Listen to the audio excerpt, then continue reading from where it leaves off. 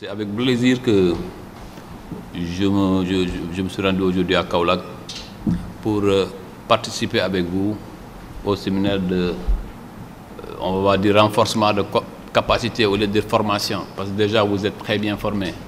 Renforcement de capacité des délégués fédéraux. Des délégués fédéraux qui sont en vérité le ciment d'une bonne organisation de notre football. Je pense que nous sommes à un tournant extrêmement important de la marche de notre football. À cause d'un contexte lié par la pandémie du coronavirus qui traverse le pays en même temps qu'il traverse le monde.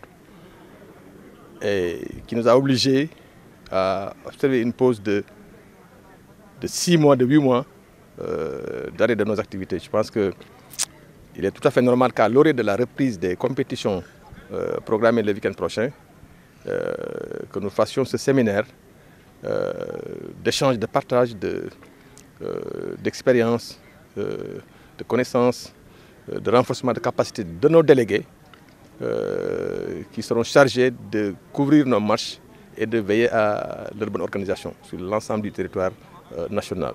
Je veux parler également notamment des compétitions du football amateur.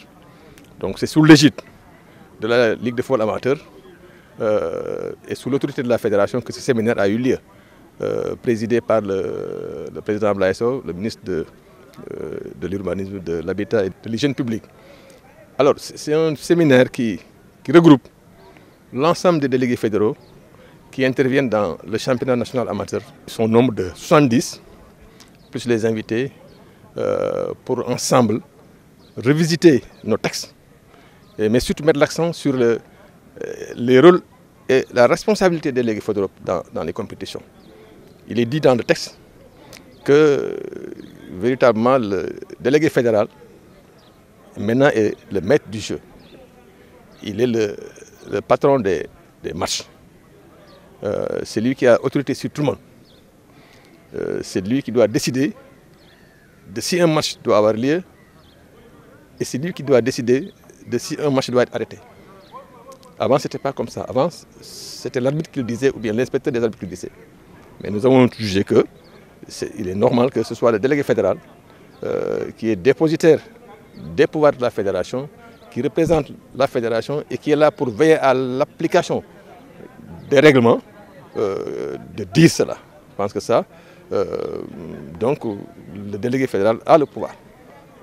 Mais c'est un pouvoir quand même qu'on lui demande de gérer avec intelligence, avec beaucoup de souplesse, et de le partager avec les officiels qui sont autour des rencontres. Je pense que c'est ça le sens du séminaire, les outiller par rapport à ça, mais aussi les outiller par rapport au contexte.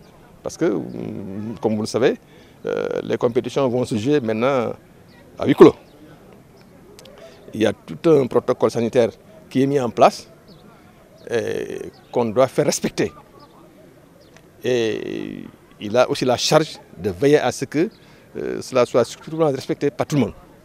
Parce que ce que nous ne voulons pas, après tout ce qui s'est passé, que demain, qu'on puisse dire que nos matchs ou bien au stade, le stade a été un cadre de propagation du coronavirus. Ça, nous ne voulons pas. Nous avons mis un protocole en place, on s'est engagé auprès des autorités à le faire respecter et on a fait des notes, limiter l'accès dans les stades, qui doit être, qui ne doit pas être, observer les mesures barrières, le port du masque, la distanciation physique, et le lavage des mains et les thermoflashes pour mesurer les températures des gens. Tout cela doit être réuni pour que le match ait lieu. Et c'est le délégué fédéral qui doit veiller à l'application de ça. C'est ça le problème. Parce que si ce n'est pas observé, il y a des sanctions qui peuvent arriver. Donc ça, il faut que toutes les équipes, tous les clubs, tous les responsables du football le comprennent comme ça. L'autre disposition sur laquelle on a insisté avec eux, c'est les pratiques occultes.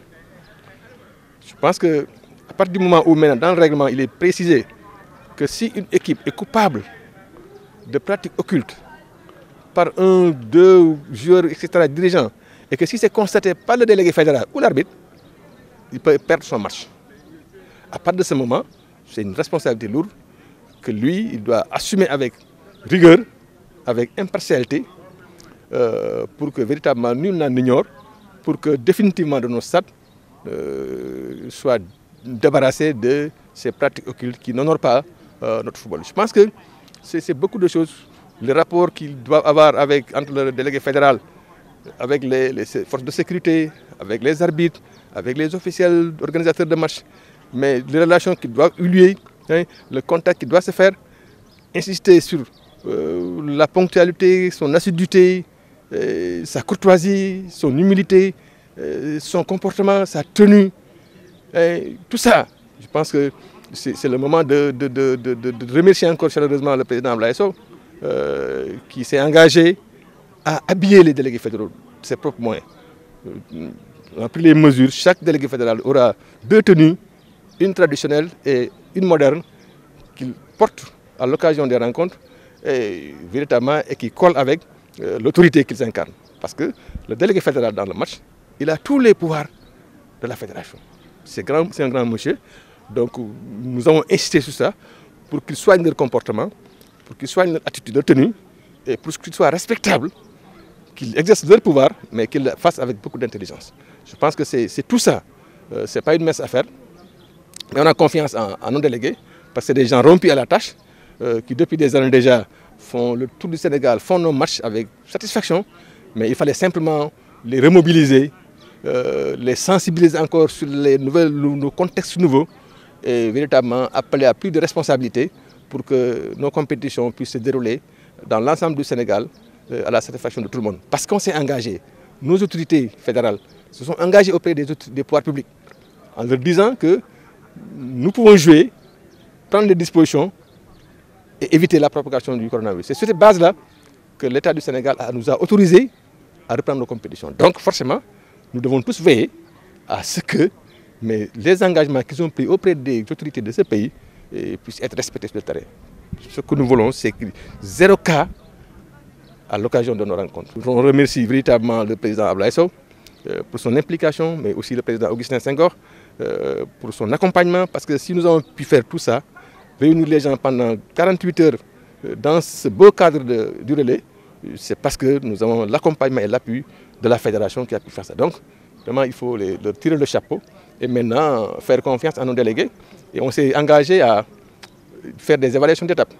Après 2 ou 3 mois de compétition, on va s'arrêter, on va se retrouver encore quelque part pour évaluer ce qu'on a fait, ce qu'on a pu faire, comment il faut améliorer. Je pense que c'est comme ça qu'on va continuer progressivement pour arriver à ce que véritablement tous nos matchs puissent se dérouler dans de bonnes conditions.